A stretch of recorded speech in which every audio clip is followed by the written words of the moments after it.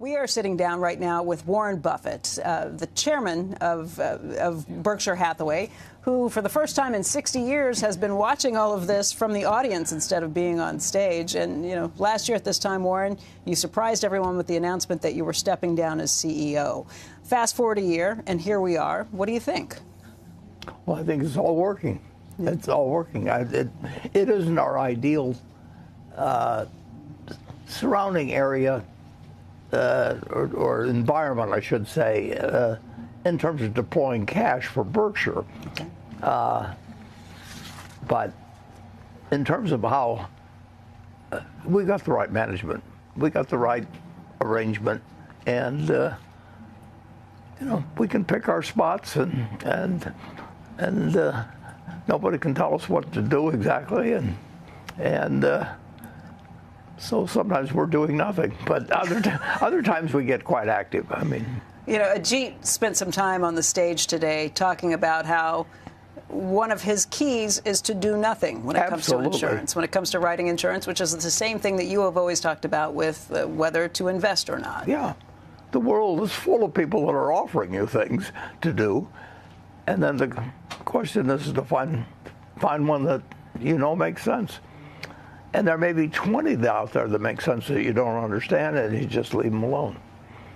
You said that the world or the surrounding environment is not ideal, and I guess that points to the idea that there's almost $400 billion in cash on hand, although Greg took some pains to show it's really more like $380 billion in cash on hand. Yeah. But there's a lot of cash on hand, and you're still active in managing the portfolio, too, and looking at stocks. You're looking around, and you don't see a lot that you want to invest in. No. Well, then we don't do anything. I mean, we've been in of the 60 years I've been in the business, you know, there's probably 5 of them have been really juicy, you know. And I think it was Tom Watson Sr. of IBM that said, they asked him the reason why IBM had been so successful or something like that. And he said, I'm smart at spots, and I stay around those spots. And that's the whole thing. And IBM was in 3 different businesses, including time clocks and a couple of, and 2 of the 3 turned out to be no good. But so they just focused on the one. What is it when you look around that it's just prices are too high at this point? I would imagine there are. Greg said this from the stage too. Yeah. There are businesses that you like, just not these prices. And I would say I understand fewer of the businesses as a percentage of the whole than I did 10 years ago. I have not learned new industries for some years, you know, and so I don't kid myself on that. I'm not going to learn them. I'm not going to have an edge on, you know, a whole bunch of younger people that have actually grown up with them, used the product, seen things, but well, as I mentioned, you know, you don't have to understand too many if they're like Apple. But looking around, let's just get some macro thoughts on this, because I don't know that this is something that Greg is going to comment on per se. Just looking at the macro stock market environment, what does this feel like to you? Does it feel expensive? Does it feel like there are opportunities in some places? Well, it feels like, you know, I've compared the markets to a church with a casino attached, and people can move between the church and casino, and I would say there are more people in the church and more people in the casino, but the casino's gotten very attractive to people. You know, if you're buying one-day options or selling them, I mean, that is that's not investing, it's not speculating, it's gambling. You know, just totally. There's nobody that can explain why they're buying an option for one day, unless they maybe the fellow that you know, made the $400 and some thousand from knowing when we were going into Venezuela doing. But I mean, that's pretty, and the quantity of those things is just incredible. So we've never had people in a more gambling mood than now. But that doesn't mean that investing is terrible. It does mean that that prices for an awful lot of things will look very silly. I mean, they had a squeeze, and Avis of all things. Well, Avis has been around for 50 years, but just this past week, we have lots more regulation and everything now, but people spend their time figuring out how to get around the rules rather than follow the rules. That's just a challenge. The type of investor you are, though, is you laid it out yourself. In the 60 years you've been doing this in the business, you've had maybe 5 juicy years. I guess that means you're always looking for the next juicy year. What do you think it would take to make a juicy year or a juicy opportunity for you? It's a phone call, and in some cases, but we bought a business last year. It wasn't big enough to be meaningful, but we got a letter. Bell Labs? Yeah, Bell Labs. And sometimes there's more zeros attached to them than others, and we're big enough to handle anything, and we can make decisions faster than anybody, and our word is good. There's an awful lot of people that they're in the business of reselling something, or it's a lot better if you're a good salesperson. There's no reason to be selling vacuum cleaners, or as well sell stock. You'll make way more money. It's where the money is, and there's more money around than ever. But the best opportunities have probably come when the macro environment leads to panic. That's the most likely. Right. Well, the most likely time to buy things is when nobody else will answer their phones. Everybody else talks about their wonderful trading departments and everything. Just try them out. Sometime when markets are collapsing, they don't answer the phones. Right.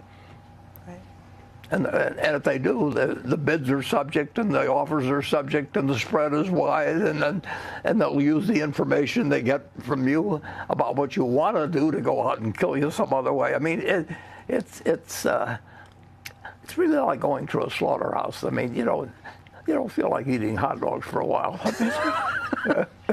I guess what I'm trying to get at is, do you see the circumstances building up anywhere that could lead to a time like that again? Is any sort of panic in the market? Sure.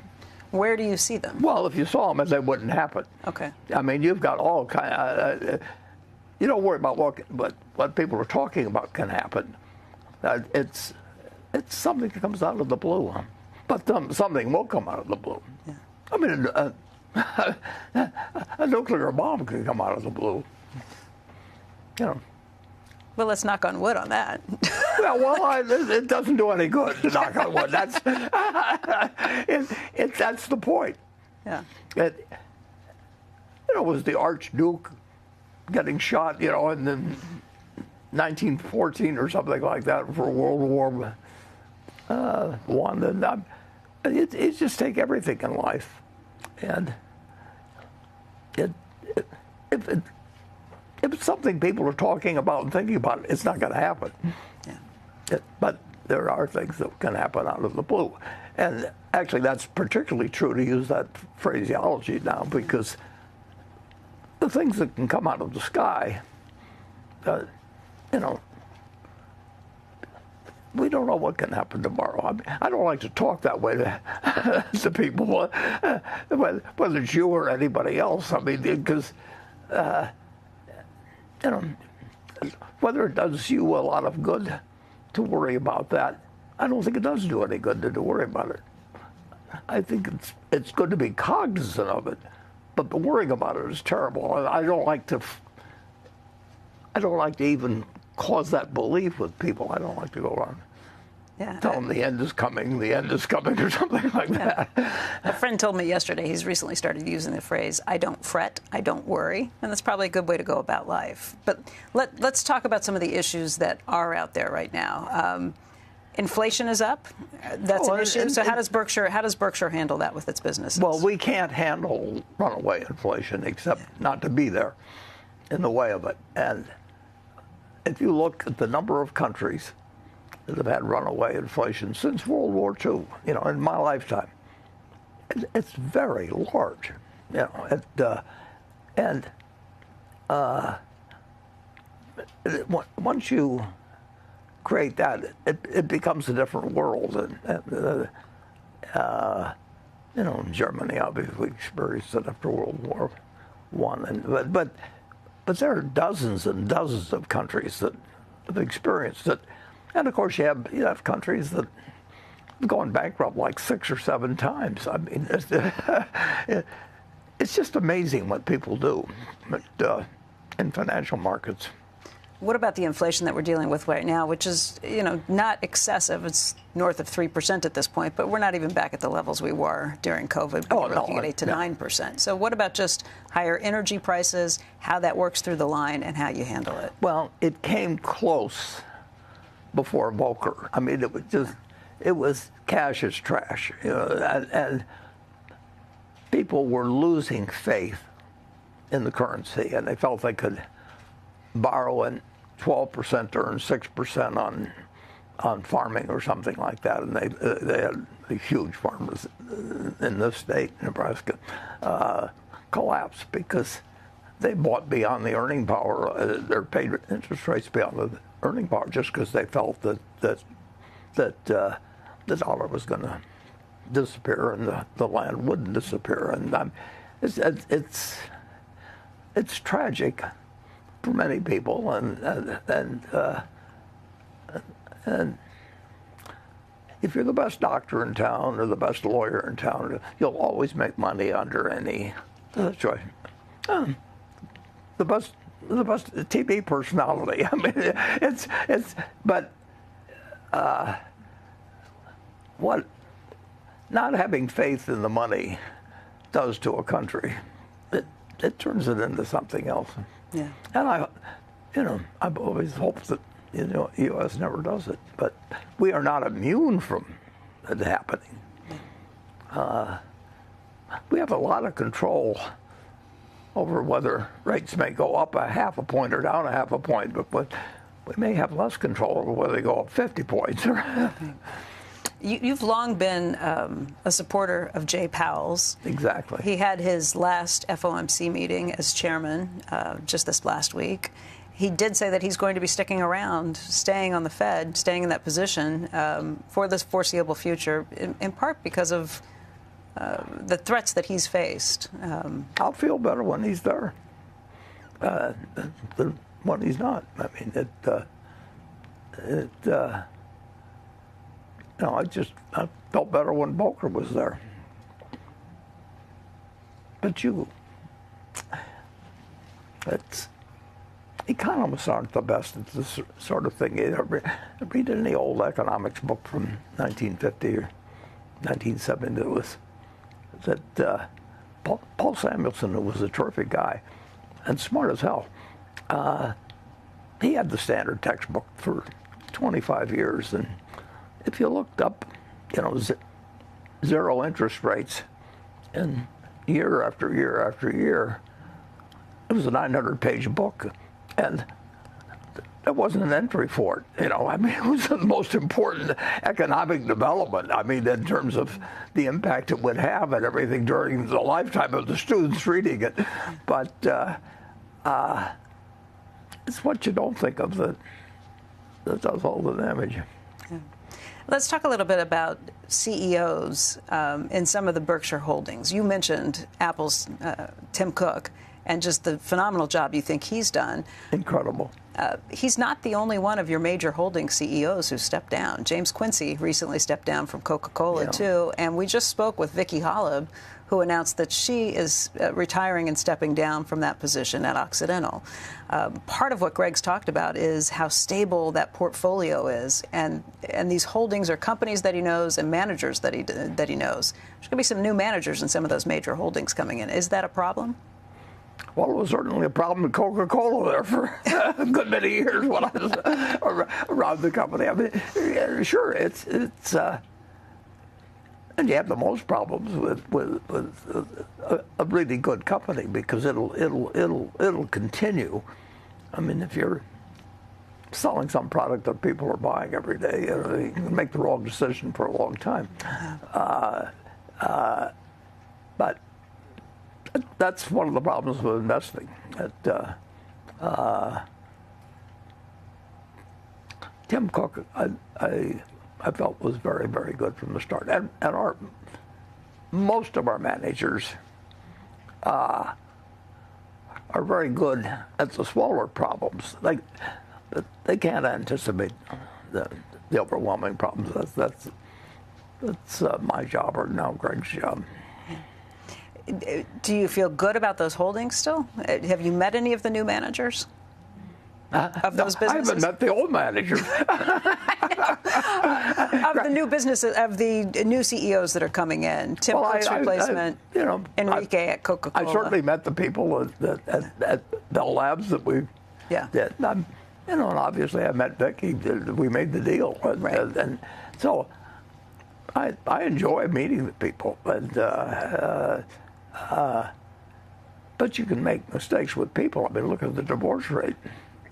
That's more important than whether you got the right CEO or anything else.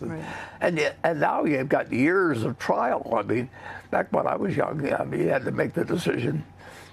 Or you didn't have to make a decision, but a good many people made the decision when they were 20 or 21. Now, to get married. Yeah, they got married. And now they spend 5 years and they still make the same mistakes. So you think we're getting worse at our judgment? Well, I don't know. And maybe the people behave differently before the marriage than after. Who knows exactly? Yeah. I would say that almost everybody feels either their marriage is better or worse than they anticipated a month after they were married. But I don't know which. Warren, let's talk a little bit about deep fakes, because the deep fake Warren that popped up early in this session was pretty good. They had somebody standing up. Greg was joking about it, but the first question went to a guy from Warren up in the rafters who lives in Omaha. You've been concerned about some of these AI deepfakes and what that means for the world. Yeah, I would be concerned if everybody was. Well, actually, the worst thing would be to have a really good imitator of any president that came along. I mean, just imagine. Well, yeah, we had that famous thing before, way back in New Jersey, where the Martians coming and everything like that. War of the Worlds with Orson Welles. What you can do,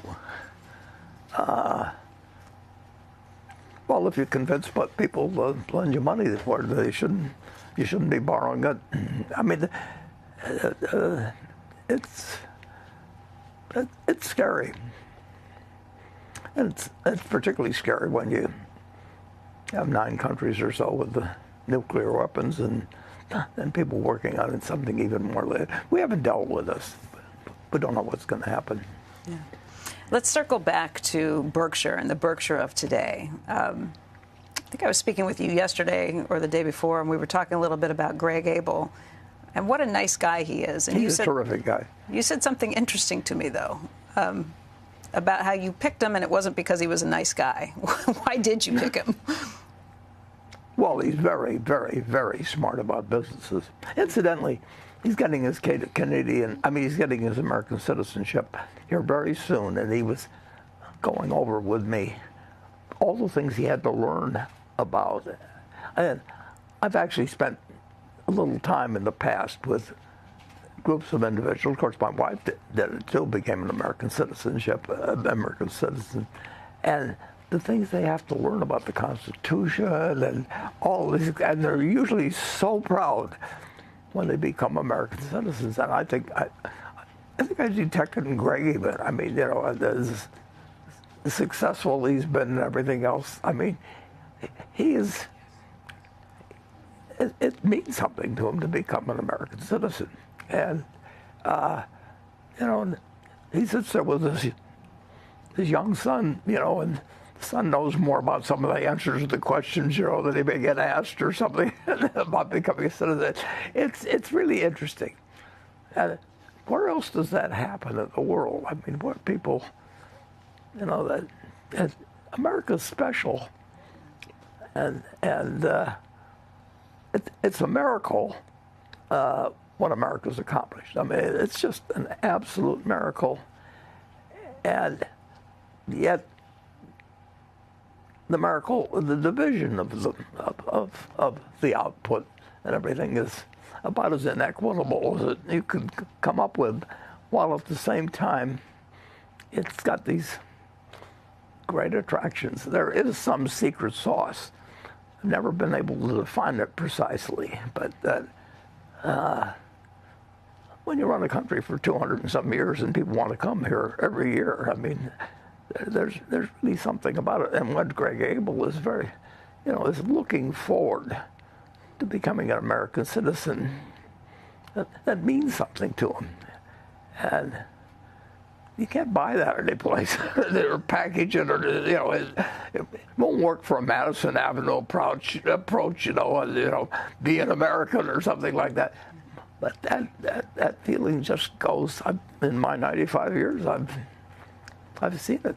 It's time after time. So I felt good when Greg just volunteered that in the last day or two to me that he's up there for his final exams here pretty soon on becoming a citizen. I didn't realize he wasn't a dual citizen already. I knew he was Canadian, but I thought he had dual citizenship. He doesn't have a full, whatever the complete citizenship requirement is. And you can say, why does he care? I mean, he's gotten along fine without it here and everything. He still wants to be a citizen. Yeah. 250 years, we're celebrating our 250th anniversary. You pointed out that you've been around for 95 of them. You think we have the special sauce that will continue in this country, or what do we need to do to preserve that and make sure that it does continue? Well, we've got a special sauce. There's a secret sauce. It's such a good secret that I don't know what exactly it is, but I do know this, that anybody that has a choice would choose to be born in America. I mean, you can pick some very small little country. They're very happy that they're. But is there any other country that everybody's for a couple hundred years has wanted to emigrate to? I mean, and it attracted some terrible people, too. But it worked. And they had the mafias from the different groups, not just the Italian mafia, but all. I mean, it wasn't that we had some system for picking out the wonderful people from some other countries, but it has worked. But it's worked. The extremes to which it works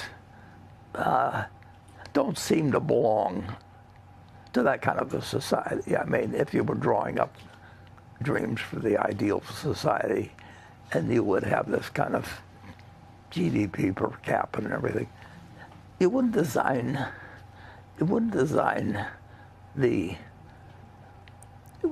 inheritance laws. You wouldn't. I mean, you'd just do all kinds of things differently, but somehow it's worked. But that doesn't mean that we can't do better. I mean, at all. Warren, there are thousands of people, shareholders and partners of yours for decades in some cases, who are sitting out in this arena right now. And I just wonder if there's a message you'd like to give to them. Those who've been following you for years and who've been partners of yours for years. The number one rule I give them is just not give them the golden rule. To others, I'm not a religious guy, but I mean, nobody said it any better in a couple thousand years than that, which may be why it's lasted to a certain degree too. I mean, more people are reading a 2,000-year-old book about how to behave than anything that anybody's coming up with lately. Now, it's got a lot of, particularly the Old Testament, it's got different kinds of stories to some extent, but if the whole world lived by the golden rule, it would be such a more wonderful society.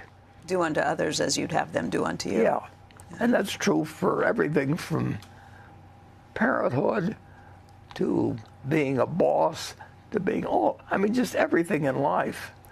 and it doesn't cost you anything. In fact, it's reflected in better behavior toward you. So I mean, it's a very selfish sort of thing in one sense. But I've never seen anybody that's unhappy that behaves that way. And I've seen a lot of people in a lot of different kinds of situations. Warren, I want to thank you for taking this time to sit down with us today. Warren Buffett, the chairman of Berkshire Hathaway. Greg Abel is going to be taking the stage in just a moment, and you will see more from him in just a moment.